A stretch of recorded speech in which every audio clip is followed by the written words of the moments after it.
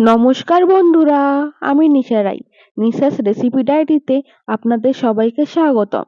আপনারা লাউ তো অনেকভাবেই রান্না করে খেয়েছেন, কিন্তু এইভাবে চিড়ে দিয়ে লাউ আগে কখনো রান্না করে খাননি। একবার এইভাবে রান্না করে খেয়ে দেখুন, খেতে ভীষণই দুর্দান্ত স্বাদের হয়। আর একেবারে নতুনত্ব একটা রেসিপি। এই রেসিপিটা আপনারা ইউটিউবে সার্চ করলেও পাবেন না। এই চিড়ে লাউয়ের রেসিপি কিভাবে বানাতে হয়, চলুন তবে দেরি না করে দেখে নেওয়া যাক। সবার প্রথমে আমি এই রেসিপি বানানোর জন্য একটা লাউ নিয়ে নিয়েছি। আপনারা এই রেসিপি বানানোর জন্য যেই লাউটা নেবেন সেটা অবশ্যই যেন কচি হয়, অর্থাৎ লাউয়ের ভেতরের বীজগুলো শক্ত না হয়ে যায় যেন। আর এই রেসিপি বানানোর জন্য এই রেসিপির অন্যতম প্রধান উপকরণ চিড়ে। রেসিপির জন্য আমি এখানে খুবই সামান্য পরিমাণে চিড়ে নিয়ে নিলাম। এবারে ভালো করে জল দিয়ে ধুয়ে নোংরা জলটা ফেলে দেব। আর চিড়ের মধ্যে অনেক নোংরা থাকে, তাই ধুয়ে ব্যবহার করলেই ভালো হয়। বাজারে দুই ধরনের চিড়ে পাওয়া যায়, একটা একটু পাতলা আর একটা সামান্য মোটা হয়ে থাকে। আমি এখানে পাতলা চিড়ে ব্যবহার করেছি। পাতলা চিড়ে ব্যবহার করলে খুব সুন্দর কিন্তু গলে যায়। আপনারা পাতলা চিড়ে ব্যবহার করার চেষ্টা করবেন। এবারে ধুয়ে নেওয়া চিড়েগুলোকে রেখে দেব। কোনো রকম জল দিয়ে ভিজিয়ে রাখার প্রয়োজন নেই। এবারে এই রেসিপি তৈরির জন্য আমি যে লাউটা নিয়েছি তার উপরের খোসাটা ভালো করে ছাড়িয়ে নিয়েছি। এখন এক খণ্ড লাউ নিয়ে নিলাম। আর আপনাদেরকে এখন কেটে দেখাবো কিভাবে এই রেসিপির জন্য লাউকে কেটে নিতে হবে। আমি এখন একটা ছুরির সাহায্যে ভীষণই পাতলা পাতলা করে লাউগুলোকে কেটে নেব। আপনাদেরকে একটা তুলেও দেখাচ্ছি যে কতটা পাতলা করে লাউগুলোকে কেটে নিতে হবে। এই রেসিপির জন্য লাউকে খুবই মিহি করে কেটে নিতে হবে। আর এই রেসিপিটা তৈরি করতে ভীষণই কম সময় লাগে, তাই আপনারা খুবই তাড়াতাড়ি এই রেসিপিটা তৈরি করে নিতে পারবেন। আমি লাউ ভালোভাবে মিহি করে কেটে নিয়েছি। আপনারা এখন দেখে বুঝতেই পারছেন রেসিপির জন্য লাউকে কতটা মিহি করে কাটতে হবে। এবারে চলুন রেসিপির পরবর্তী পর্যায়ে যাওয়া যাক। আমি এখন গ্যাস ওভেনের মধ্যে একটা কড়াই বসিয়ে দিয়েছি। আর তার মধ্যে পর্যাপ্ত পরিমাণে সয়াবিন অয়েল দিয়ে দিলাম। তেল ভালো করে গরম হয়ে গেলে আমি এখানে খুবই সামান্য পরিমাণে ডালের বড়ি দিয়ে দেব। এটা বাড়িতে বানানো মশলা ডালের বড়ি।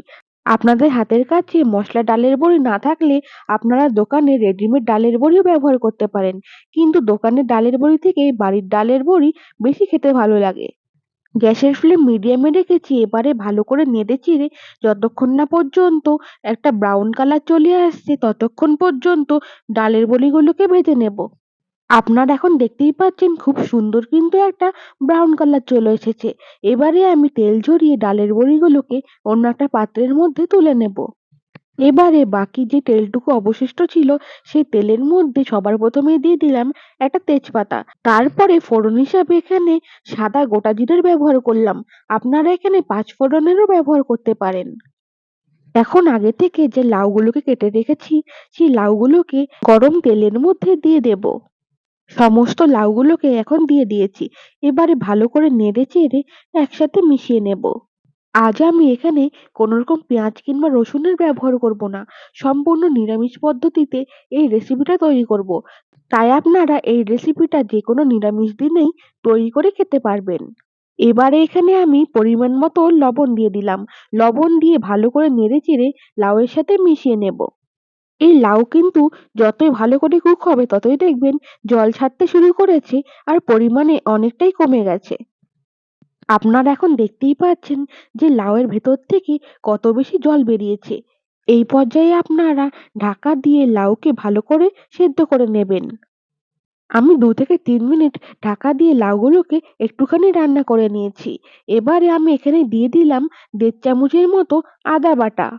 আদা বাটা দিয়ে এবারে ভালো করে নেড়ে-চেড়ে সমস্ত কিছুর সাথে মিশিয়ে নেব। আপনারা এখন দেখতেই পাচ্ছেন লাউ কিন্তু অনেকটাই কমে গেছে। আরো ভালো করে সেদ্ধ হওয়ার পর লাউয়ের পরিমাণ কিন্তু আরো খানিকটা কমে যাবে। তাই আপনারা প্রথম অবস্থায় লবণের পরিমাণ খুব বেশি করে ব্যবহার করবেন না।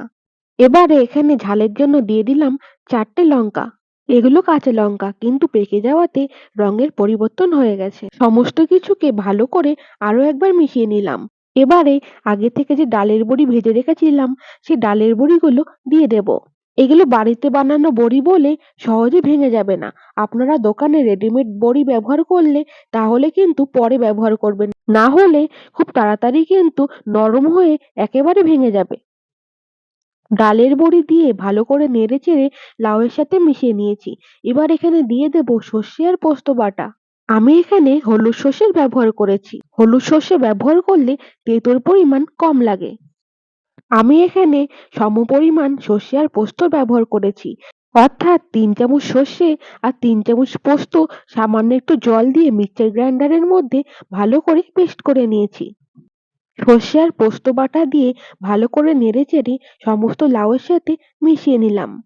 এবারে এখানে এক এক করে কিছু গুঁড়ো মশলার ব্যবহার করব। সবার প্রথমে দিয়ে দিয়েছি হাফ চামচের মতো জিরের গুঁড়ো। তারপরে আমি হাফ চামচের মতো ধনের গুঁড়োর ব্যবহার করলাম। রঙের জন্য আমি এখানে ব্যবহার করলাম হাফ চামচের মতো হলুদ গুঁড়ো। আর সবশেষে হাফ চামচের থেকে সামান্য একটু কম ব্যবহার করেছি লাল লঙ্কার গুঁড়ো।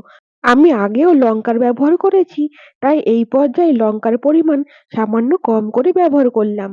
এখন সমস্ত গুঁড়ো মশলাগুলোকে ভালো করে নেড়েচেড়ে লাউয়ের সাথে মিশিয়ে নিলাম। ভালো করে মিশিয়ে নেওয়া হয়ে গেছে। লাউ আগের থেকেই 60% এর মতো কুক হয়ে গেছে। আরো ভালো করে যাতে সেদ্ধ হয় তাই আমি এখানে সামান্য পরিমাণে জলের ব্যবহার করলাম। জল দিয়ে ভালো করে নেড়েচেড়ে সমস্ত কিছুর সাথে মিশিয়ে নেব আর ঢাকা দিয়ে ৫ মিনিটের মতো রান্না করে নেব।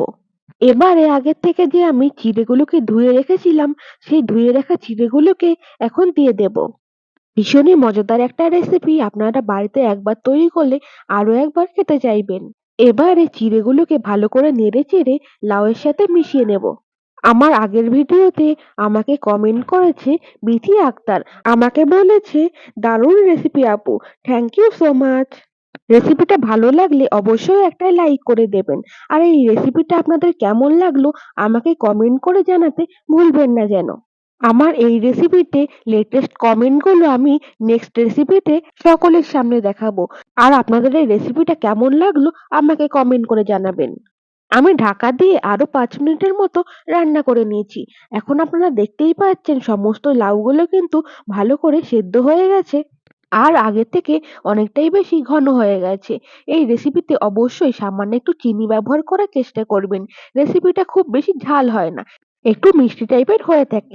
তাই সামান্য একটু চিনি ব্যবহার করলে রেসিপির টেস্টটা কিন্তু অনেকটাই ভালো আসে।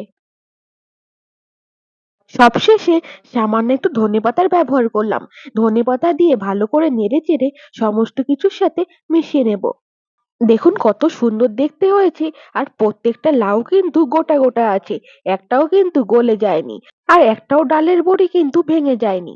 সামান্য একটু ধনেপাতা ব্যবহার করলে খুব সুন্দর কিন্তু একটা ফ্লেভার আসে। যারা আমার চ্যানেলে নতুন তারা অবশ্যই নিত্য নতুন রেসিপির সন্ধান পেতে অবশ্যই আমার চ্যানেলটাকে সাবস্ক্রাইব করে রাখবেন। রেসিপিটা আজ এই পর্যন্ত। দেখা হচ্ছে পরবর্তী কোনো রেসিপিতে।